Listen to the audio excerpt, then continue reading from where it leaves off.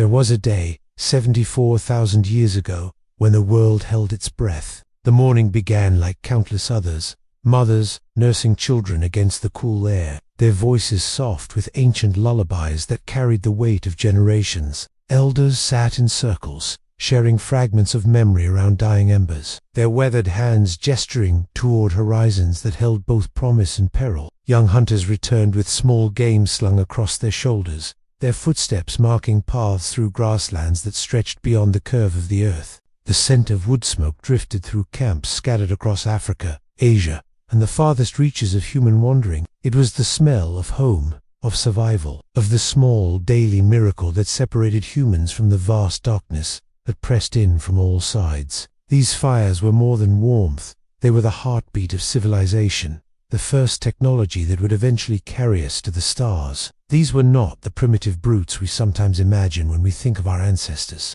They laughed at inside jokes we'll never understand, their humor carrying the sharp edge of people who lived always on the boundary between life and death. They grieved losses that still echo in our bones, the death of a child, the failure of a hunt, the slow fade of an elder's wisdom. They painted handprints on cave walls, not as decoration, but as declarations pressed into stone. We were here. We mattered. We existed in this vast and indifferent universe. They buried their dead with flowers and tools, believing in something beyond the visible world, something worth preparing for. The graves they left behind speak of people who understood that death was not an ending but a transformation, that the physical world was only one layer of a reality too complex for simple comprehension. Their lives followed rhythms older than civilization itself, the daily search for roots and berries, each plant a small victory against hunger, the careful tending of fires that meant the difference between warmth and death, between community and isolation, the evening gatherings where stories passed from one generation to the next, carrying the accumulated wisdom of survival like seeds that would bloom in future seasons. They lived entirely at the mercy of forces beyond their comprehension, yet they had learned to read the subtle language of seasons, animal behavior, and weather patterns. They could predict storms by the way birds flew, find water by following the growth of certain plants, navigate by stars that seemed close enough to touch. They had developed an intimacy with the natural world that we can barely imagine, a relationship built on necessity but sustained by wonder. Then came the first tremor. A distant mountain began to breathe smoke, its exhalations visible even from hundreds of miles away. Birds fled in great clouds, their cries sharp against the morning air, carrying messages of panic that our ancestors couldn't yet decode. The earth itself seemed to pause, as if gathering strength for something unimaginable. Animals that had never shown fear of humans suddenly fled from their presence. The very air felt different, thicker, charged with potential energy that made the hair on arms stand up without explanation. Our ancestors stopped their work, sensing something vast and terrible approaching. Though they possessed no words for what was coming, they had survived droughts and floods, ice ages and predators. But this was different. This was the moment when the comfortable patterns of existence would shatter, when everything they had learned about survival would be tested against forces that dwarfed human understanding. This was humanity's last moment of innocence before facing the ultimate test of survival. Mount Toba erupted with the force of 1,000 nuclear weapons, though no human alive could comprehend such power. The explosion could be heard across continents, a sound that seemed to tear the very fabric of reality. Within hours, the sky turned black as volcanic ash rose into the atmosphere, blocking out the sun with a curtain of debris so thick it would take years to clear. What followed was not merely winter, it was the closest thing to an apocalypse our species has ever faced. The ash spread like a living thing, choking rivers until they ran grey and lifeless, burying forests until only the tops of the tallest trees remained visible like tombstones in a vast cemetery. It turned day into perpetual twilight, a world where noon looked like dusk, and dusk looked like the end of everything. Temperatures plummeted by 15 degrees Celsius, transforming familiar landscapes into alien wastelands where nothing familiar could survive. The volcanic winter stretched on for years, not months. Plants withered and died, their roots unable to find purchase in soil that had become ash and poison. Animals starved in vast numbers, their bodies scattered across a landscape that no longer offered any refuge. The very air became difficult to breathe, filled with particles that scraped the lungs and burned the eyes. turning each breath into an act of conscious will. But this is not simply a story about catastrophe. It's about the human response to the unthinkable, about the moment when our species discovered what it truly means to be human. Archaeological evidence suggests that before Toba, the human population may have numbered in the hundreds of thousands, scattered across Africa and spreading into Asia. After the eruption, genetic studies indicate we were reduced to perhaps 10,000 individuals. Some estimates suggest even fewer, maybe just a few thousand people scattered across the entire planet. Think about that number for a moment. In a world where cities now house millions, our entire species was reduced to the population of a small town. Every person alive today, every face you see on the street, every stranger who passes by, all of us descended from those handful of survivors who somehow endured what scientists call the most severe environmental catastrophe in human history. How did they do it? How did people with stone tools and animal skins survive when the very atmosphere turned against them? How did they maintain not just their lives but their humanity when the world itself seemed to be ending? The answer lies not in superior technology or brute strength, but in something more profound: the capacity for adaptation, cooperation, and stubborn hope in the face of overwhelming despair. It lies in the recognition that survival is not just about staying alive, it's about maintaining the connections that make life worth living. As the ash fell and temperatures dropped, something remarkable happened. The scattered tribes of early humans began to change their behavior in ways that would echo through every generation since. They moved closer to the equator, following the warmth like migrating birds. But they moved together, sharing the burden of travel, carrying the weak, making sure no one was left behind. They sought shelter in caves and rock overhangs, creating the first true architecture of survival. These weren't just places to hide, they were communities, spaces where people could gather, share stories, maintain the social bonds that separated them from the animals that surrounded them. They learned to preserve food for months at a time, developing techniques that would later become the foundation of civilization itself. But more than techniques, they developed something else, an unbreakable social bond forged in the crucible of shared suffering. When resources became scarce, they shared. When the weak faltered, they carried them. When despair threatened to overwhelm, they told stories that reminded everyone of who they were and where they came from. The individuals who survived Toba weren't necessarily the strongest or the smartest. They were the ones who understood that survival was a collective endeavor. They learned to read the landscape with new eyes, eyes that had been sharpened by necessity and tempered by loss. Every depression in the ground became a potential shelter.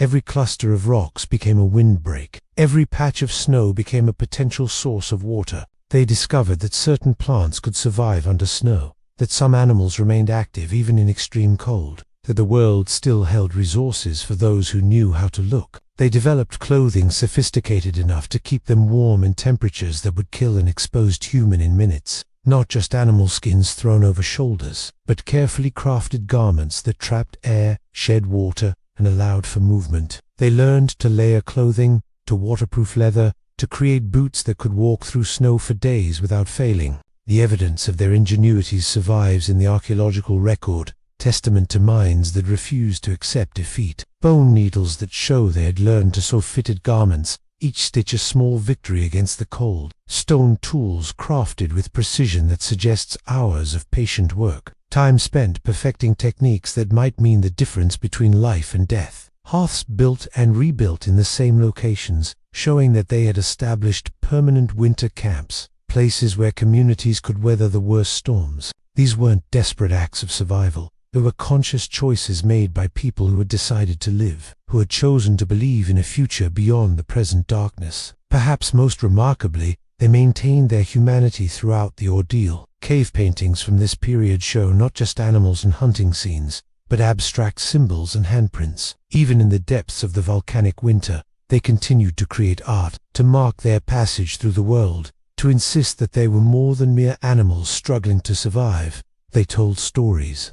Around those carefully tended fires, as the wind howled outside their shelters and the darkness pressed in from all sides, they shared memories of the time before the darkness. They described the taste of fresh fruit, the warmth of summer sun, the sound of birds in full-leafed trees. These weren't just entertainment. They were acts of resistance against despair, declarations that the world would return to abundance, that spring would come again even if they couldn't see it. The children born during those dark years grew up in a world their parents barely recognized. They learned to find beauty in ice crystals and snow patterns, to see wonder in the aurora that painted the ash-darkened sky. They developed games that could be played in small spaces, songs that could be sung in whispers, stories that could be told without words. They memorized the stories their elders told, becoming living libraries of human experience, carrying forward the accumulated wisdom of generations. These children would grow up to become the ancestors of every human being alive today.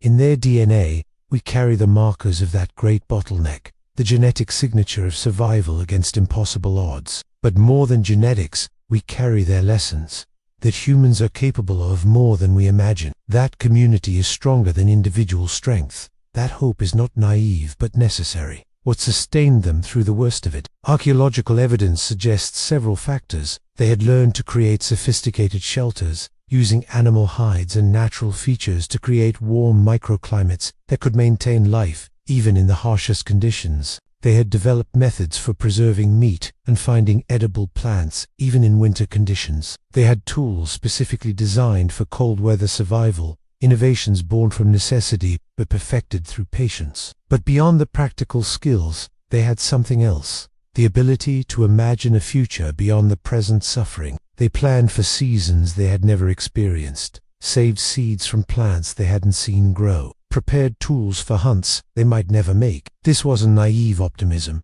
it was a profound act of faith in the continuity of life itself.